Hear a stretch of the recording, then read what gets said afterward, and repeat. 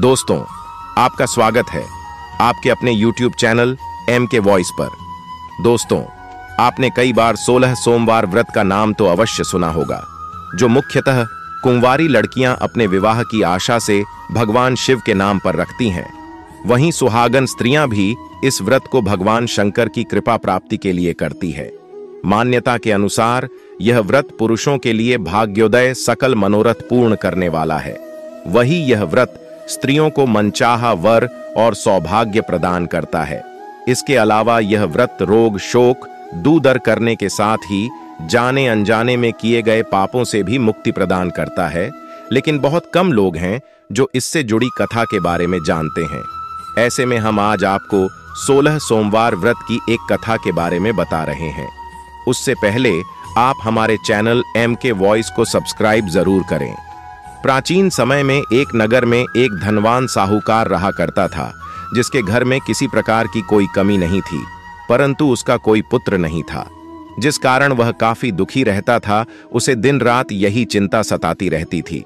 ऐसे में वह पुत्र पाने की कामना लिए हर सोमवार भगवान शिव जी का व्रत और पूजन किया करता था और शाम के समय शिव मंदिर में जाकर के भगवान शिव जी के सामने दीपक जलाता था।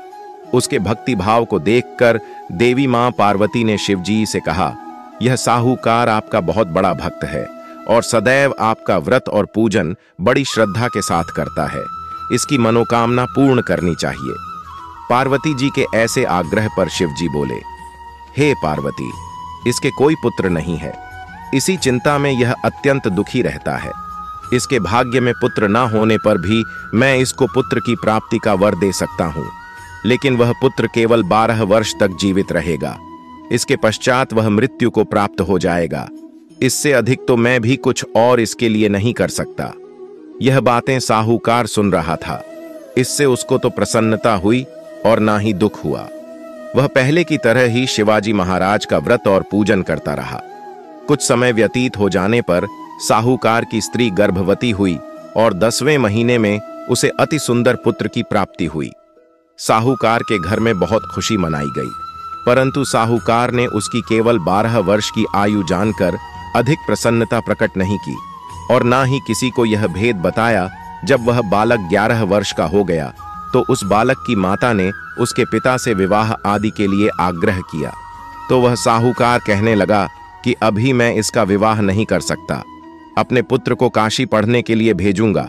फिर साहूकार ने बालक के मामा को बुलाकर उसको बहुत साधन दिया और कहा, तुम इस बालक को काशी जी पढ़ने के लिए ले जाओ और रास्ते में तुम जिस स्थान पर भी जाओ यज्ञ और ब्राह्मणों को भोजन अवश्य कराते जाना।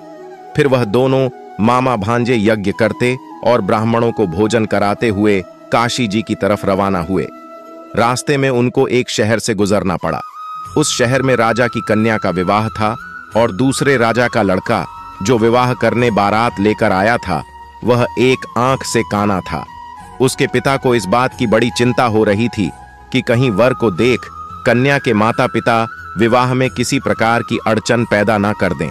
इस कारण जब उसने अति सुंदर सेठ के लड़के को देखा तो मन में विचार बनाया कि क्यों कना दरवाजे के समय इस लड़के से वर का काम चलाया जाए। ऐसा विचार कर वर के पिता ने उस लड़के और उसके मामा से बात की तो वे राजी हो गए। फिर उस लड़के को वर के कपड़े पहनाकर और घोड़ी पर चढ़ाकर दरवाजे पर ले गए और सब कार्य प्रसन्नता से पूर्ण हो गया। फिर वर के पिता ने सोचा कि यदि विवाह कार्य भी इसी लड़के के द्वारा कर लिया जाए तो क्या बुराई है। ऐसा विचार कर उसने लड़के और उसके मामा से कहा, यदि आप फेरो और कन्यादान के काम को भी कर दें तो आपकी बड़ी कृपा होगी और मैं इसके बदले में आपको बहुत सारा धन दूंगा। तो उन्होंने स्वीकार कर लिया और विवाह कार्य भी बहुत अच्छी तरह से संपन्न हो गया। परंतु जिस समय लड़का जाने लगा तो उसने राजकुमारी की चुनरी के पाले पर लिख दिया कि तेरा विवाह तो मेरे साथ हुआ है, परंतु जिस राजकुमार के साथ तुमको भेजेंगे वह एक आंख से काना है और मैं काशी जी में पढ़ने जा रहा हूं। लड़के के जाने के पश्चात उस राजकुमारी ने जब अपनी चुन्नी पर ऐसा लिखा हुआ देखा तो उसने राजकुमार के साथ जाने से मना कर दिया और कहा कि यह मेरा पति नहीं है, मेरा विवाह इसके साथ नहीं हुआ है, वह तो काशी जी पढ़ने गया है। राजकुमारी के माता पिता ने अपनी कन्या को विदा नहीं किया और बारात वापस चली गई। उधर सेठ का लड़का और मामा काशी जी पहुंच गए थे। वहां जाकर लड़के ने पढ़ना शुरू कर दिया। जब लड़के की आयु 12 साल की हो गई, उस दिन उन्होंने यज्ञ रचा रखा था कि लड़के ने अपने मां से कहा, मामा जी, आज मेरी तबीयत कुछ ठीक नहीं लग रही है। मामा ने कहा, अंदर जाकर सो जाओ और आराम करो। लड़का अंदर जाकर सो गया और थोड़ी देर के बाद में उसके प्राण निकल गए। जब उसके मामा ने आकर देखा तो वह मुर्दा पड़ा हुआ है, तो उसको बड़ा दुख हुआ और उसने सोचा कि अगर मैं अभी रोना पीटना मचा दूंगा तो यज्ञ का कार्य अधूरा रह जाएगा, जो कि सही नहीं होगा। अतः उसने जल्दी से यज्ञ का कार्य समाप्त किया और ब्राह्मणों के जाने के बाद रोना पीटना आरंभ कर दिया। संयोगवश इस समय शिव पार्वती जी उधर से जा रहे थे। जब उन्हें जोर जोर से रोने की आवाज सुनाई दी तो पार्वती जी शिव जी से कहने लगी, प्रभु, कोई दुखिया रो रहा है, कृपया कर इसके कष्ट को दूर कीजिए। जब शिव पार्वती ने पास जाकर देखा तो वहां एक लड़का मुर्दा पड़ा हुआ था। पार्वती जी कहने लगी, महाराज, यह तो इस सेठ का लड़का है जो आपके वरदान से पैदा हुआ था। हे प्रभु, इस बालक को और आयु दो, नहीं तो इसके माता पिता तड़प तड़प कर मर जाएंगे। पार्वती जी के बार बार आग्रह करने पर शिव जी ने उसको जीवन का वरदान दे दिया और भगवान शिव जी की कृपा से लड़का फिर जीवित हो गया। इसके बाद शिव जी और पार्वती कैलाश पर्वत की ओर चले गए। इसके पश्चात वह लड़का और उसका मामा उसी प्रकार यज्ञ करते और ब्राह्मणों को भोजन कराते अपने घर की ओर वापस चल पड़े। रास्ते में उसी शहर में आए जहां उसका विवाह हुआ था।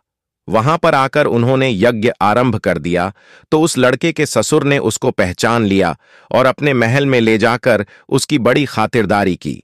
साथ ही बहुत से दास दसियों सहित आदरपूर्वक लड़की और जमाई को विदा भी किया। जब वह अपने शहर के निकट आए तो मामा ने कहा कि पहले मैं तुम्हारे घर जाकर खबर करा हूं। जब उस लड़के का मामा घर पहुंचा तो लड़के के माता पिता घर की छत पर बैठे हुए थे और यह प्रण कर रखा था कि यदि हमारा पुत्र सकुशल लौट आया तो हम राजी खुशी नीचे आ जाएंगे, नहीं तो छत से गिरकर अपने प्राण त्याग देंगे। इतने में उस लड़के के मामा ने आकर यह समाचार दिया कि आपका पुत्र वापस आ गया है, तो उनको विश्वास नहीं आया। तब उसके मामा ने शपथ पूर्वक कहा कि आपका पुत्र अपनी स्त्री के साथ बहुत सारा धन साथ लेकर आया है। तो सेठ ने आनंद के साथ उसका स्वागत किया और बड़ी प्रसन्नता से साथ रहने लगे। माना जाता है कि इसी प्रकार से जो कोई भी सोमवार के व्रत को धारण करता है अथवा इस कथा को पढ़ता या सुनता है, उसकी समस्त मनोकामनाएं पूर्ण होती हैं। दोस्तों, यह कहानी आपको कैसी लगी हमें कमेंट में जरूर बताएं तथा कमेंट में हर हर महादेव लिखना ना भूलें। साथ ही हमारे YouTube चैनल MK वॉइस को सब्सक्राइब जरूर करें। आप सभी का दिल से धन्यवाद।